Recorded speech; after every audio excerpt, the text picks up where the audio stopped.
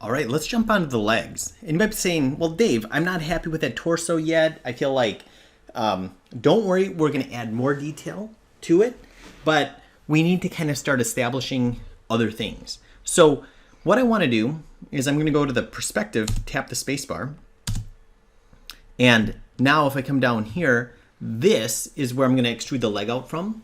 And notice I kind of want to keep a runway, okay, between the legs. So if you look at this row of polygons, I want to make sure that that does not get disrupted. In other words, I don't want to select these two faces and extrude out from there. So I'm going to go right click, go to face. I'm going to select a face, and you can see it selects both if we have object X on up here for symmetry. And I'm going to go to edit mesh, extrude. And I'm going to go ahead and add that to the shelf before I click on it. So I'm going to go Control Shift, click on it. Now I can see that it's there. These are going to be our two main tools. This is Insert Edge Loop and this is Extrude. So if I click on Extrude, now I can grab the blue arrow and pull out like this. I'm just going to pull out a little bit. Now, if I look at it from the front view, I'm going to tap the spacebar again, and now come down here, right click, go to vertex. I'm going to drag over these these inside vertices right here, and I'm going to go ahead and go to move. Now, the shortcut for move, rotate, and scale is W, E, and R. And you can see that if you forget that, it's in the corner of that pop-out. And you might say, well, W, E, and R, that sounds really weird. But if you go put your fingers on that on the keyboard, W, E, and R are right next to each other. Okay, W, E, R. Okay, so I want to hit W for move, and I'm going to drag over that. I'm going to pull that to the inside of the ankle right here. And I'm going to drag over this one. I'm going to pull that to the other side of the ankle right there. Now I'm going to tap the spacebar. I'm going to tap the spacebar again. And I'm going to go here. I'm going to grab these two, push that back like that. And again, for this view, I'm going to make sure that I only move it forward or back.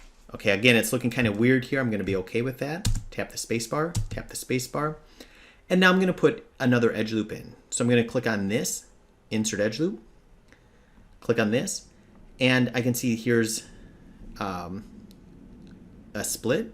I'll go to my move, right click, go to vertex, drag over this, move this up, and I'm putting it kind of at the narrowest part of the leg here.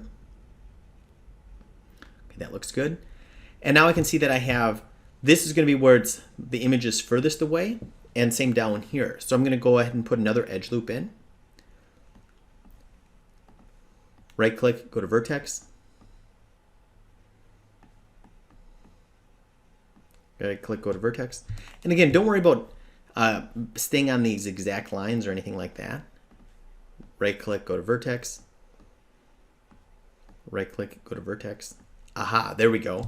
Now I'm going to look at it from this way. And again, I'm going to keep it just straight forward and back for now.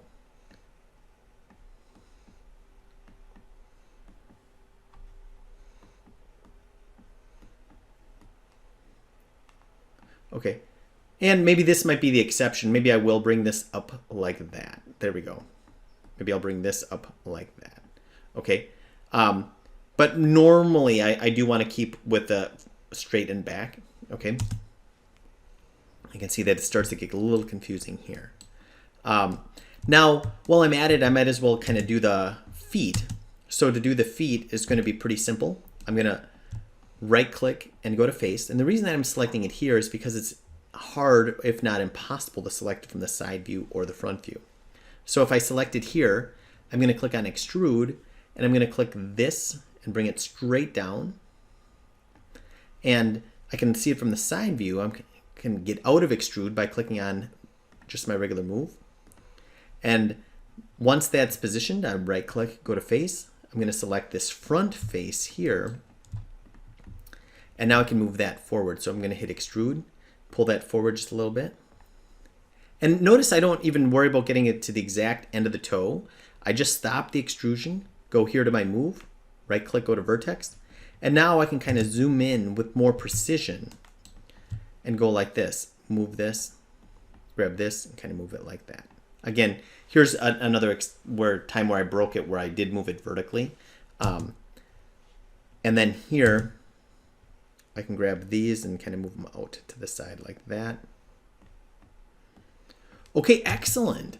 I feel like we're making some great progress here. I feel like I've got the legs on here. And again, you might say, well, hold on, Dave, those legs are super boxy. Don't worry, we're going to correct that. But I feel like that is a great start. And I think while I'm at it here, I think I'll go ahead and kind of add the arms on as well with a very similar technique. So what I'm going to do, right click, go to face. I'm going to select this area right here. And I'm going to click extrude. And when I click extrude, I'm going to go ahead and always grab the blue arrow, kind of pull that out. And you'll notice that it's not going where we want it to. That's okay. We just have a good starting point.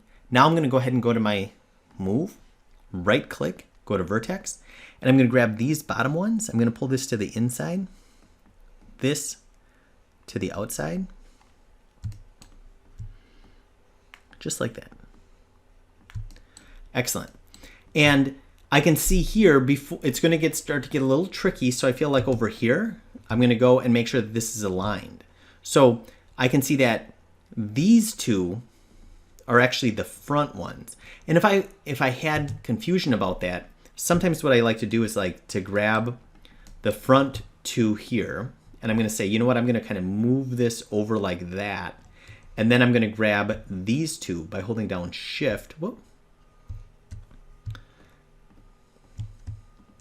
And now I can move these to the front of the wrist. Then I can grab these two and I can move this to the other side. Okay. And again, I'm going to leave those kind of straight forward and back like that. Okay. And I can see that in perspective, again, it's looking a little bit weird, but I'm going to go ahead and kind of help correct that. So I'm going to go like this. I'm going to go to insert edge loop and I'm going to put an edge loop at the elbow. After I put in the edge loop, I'm going to do corrective movements. So I'm going to go to my move, right click, vertex. I'm going to put it right at the elbow. Then from the side, if I need to, I can select it here. So click on that. And now I can move this to the back of the elbow. Then I can grab this one. And if it was easier, I could just kind of move it one at a time. You might be saying, well, Dave, it's hard to see the arm. Okay, well, it's hard for me to see it too. That's okay. We can just do our best to get it as close as we can to this side view of the arm.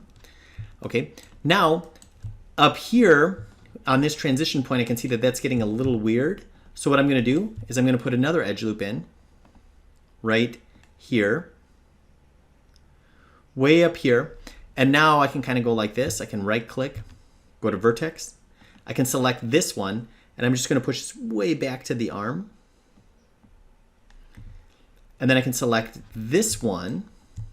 And I can say, does that look like it's roughly in the right place? Yeah, I think it does. I can select this one. I can say, yeah, that looks like it's in the right place. And I can select this one. I can say, well, that one maybe could come forward a little bit. Okay. And I want you to almost think about it like each thing that we're doing is just a hint. Okay. It doesn't have to be perfectly right now. But I feel like it's at least closer than it was. And I can see that we're starting to kind of gain some traction on this. Okay. Now, obviously, you know, the hands and the face, and we also have to round it out a little bit. So really good job. And we'll continue more on the next lesson.